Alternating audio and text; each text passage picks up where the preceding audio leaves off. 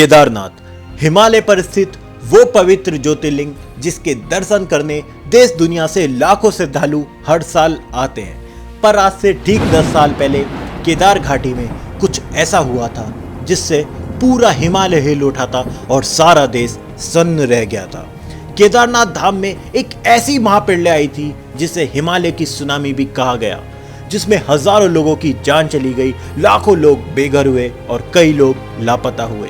तो क्या हुआ था इस आपदा में, क्या थी इसकी पूरी कहानी, क्या हुआ था उस वक्त केदार घाटी में, इसे जानने के लिए इस वीडियो को अंत तक जरूर देखें।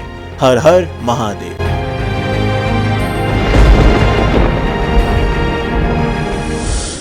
केदारनाथ, जिसे धरती का स्वर्ग भी कहा जाता है, यह स्थित है देवभूमि उत्तराखंड में। उत्तराखंड जो कि सनातन आस्था का सबसे बड़ा केंद्र है, यहाँ है हिंदुओं के पवित्र 4 धाम। साल था 2013, तारीख 14 मई। उस दिन भी हर साल की तरह पूरे जोश उमंग उत्साह के साथ बाबा केदारनाथ के कपाट खोले गए थे।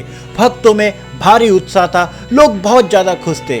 पूरे महीने यात्रा बहुत ही सुचारू रूप से चली और सब कुछ बहुत ही बढ़िया चल रहा था।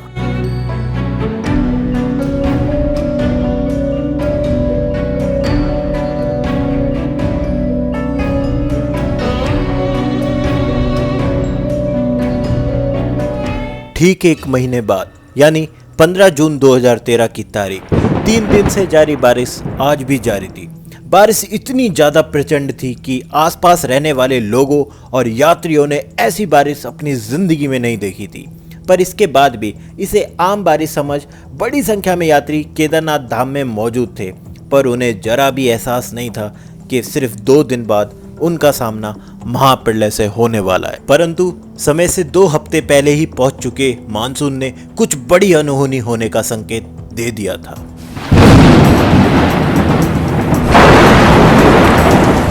अगले दिन 16 जून 2013, रात भर से जारी बारिश सुबह भी जारी थी। मंदाकिनी नदी अब रौद्र उफान पर बहने लगी थी। लगातार हो रही इस भयंकर बारिश से केदारनाथ के ऊपर मौजूद सभी ग्लेशियरों में भी भारी दबाव बनने लगा था। केदारनाथ घाटी के चारों तरफ बादल फटने का सिलसिला शुरू हो चुका था, जिससे केदारनाथ में मौजूद हर इंसान सहम उठा था। प्रकृति के ऐसे रूप को देखकर हर कोई घबरा रहा था। हर तरफ सिर्फ तनाव का माहौल था। मंदाकिनी का स्रोत केदारनाथ मंदिर के ऊपर मौजूद प्राकृतिक झील चोराबाड़ी था, जो कि लबालब भर जाने के कारण भारी दबाव में थी। 16 जून की रात 8:30 बजे अचानक से लैंडस्लाइड हुई, जिससे पूरे केदारनाथ में हाहाकार मच गई। लोग अपनी जान बचाने के लिए यहाँ वहाँ भागने लगे। जिसको जहाँ जगह मिली, होटल दुकानों में लोग वहाँ घुस गए। 16 जून को इतना ज्यादा पानी बरसा था कि पूरा पहाड़ हिल उठा था। इस दौरान 300 मिलीमीटर से 500 मिलीमीटर के बीच भारी बारिश हुई। आप इसका अंदाजा कुछ यूं लगा सकते हैं कि दिल्ली या पुणे जैसे शहर में किसी एक पूरे साल में करीब 800 मिलीमीटर बारिश होती है। यानी यहाँ सिर्फ 2 से 3 दिन में ही पूरे साल होने वाली बारिश का करीब 60% हिस्सा बरस गया। पर किसी को अंदाजा भी नहीं था। जिसे वो अभी तक तबाही समझ रहे थे, वो तो बस महाप्रलय का एक छोटा सा भाग था। असली प्रलय तो अगले दिन उनका इंतजार कर रही थी। मारे डर के लोगों को नींद भी नहीं आ रही थी। केदारनाथ, जहां ऐसा मंजर लोगों ने अपनी जिंदगी में कभी नहीं देखा था। हमेशा शांत रहने वाली मंदाकिनी ने ऐसा खौफनाक रूप धारण किया हुआ था, मानो पूरा केदारनाथ शहर वो निगल जाएगी। रात को हुई इस घटना में कई लोग बह गए थे और जो बचे थे वो किसी भी तरह अपनी जिंदगी को बचाने की जद्दोजहद में लगे रहे।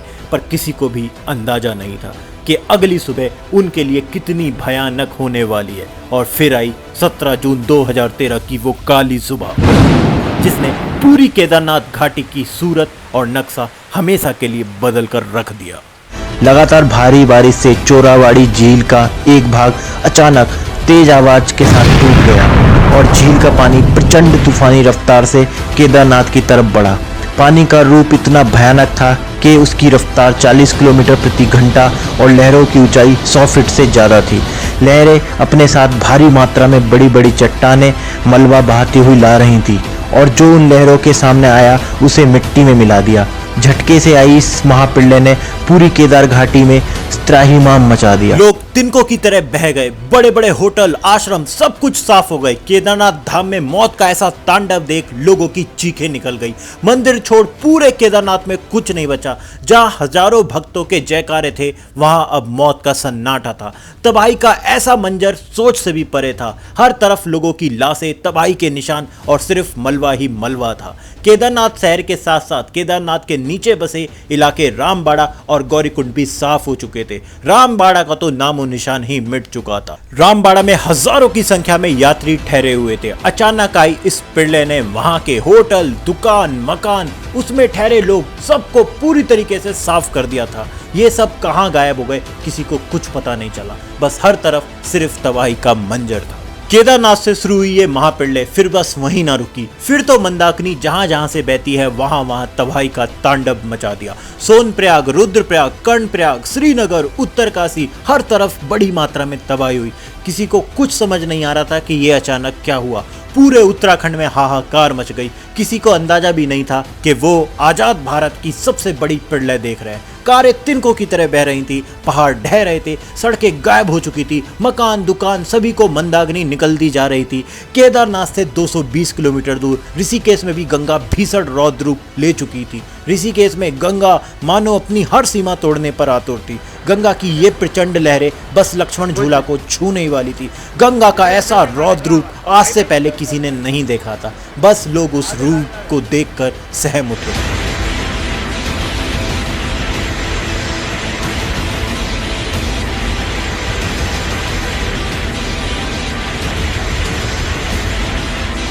हजारों लोग मारे गए, सैकड़ों लोग लापता हुए, लाखों लोग बेघर हुए।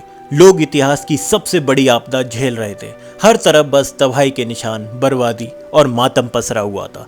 सरकार और देशवासियों तक खबर पहुंचने तो लगी थी कि कुछ बुरा हुआ है, पर उन्हें अंदाजा नहीं था कि तबाही इतनी भयानक थी। 18 तारीख में एक हेलीकॉप्टर हालात का जायजा लेने के लिए केदारनाथ घाटी पर उड़ा।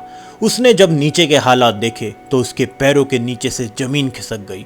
उसे गौरीकुंड और रामबाड़ा कहीं नजर नहीं आ रहे थे।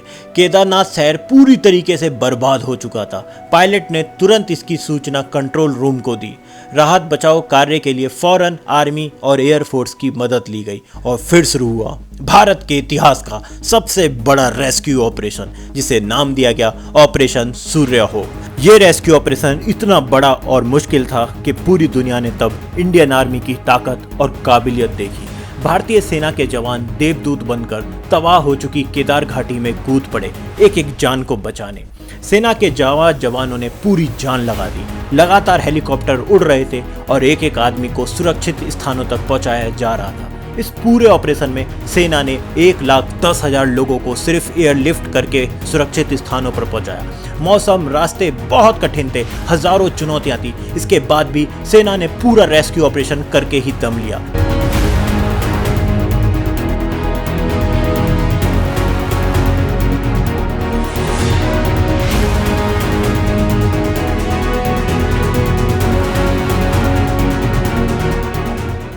इस ऑपरेशन में आर्मी के भी 23 जवान शहीद हो गए थे और 3 हेलीकॉप्टर क्रैश हुए।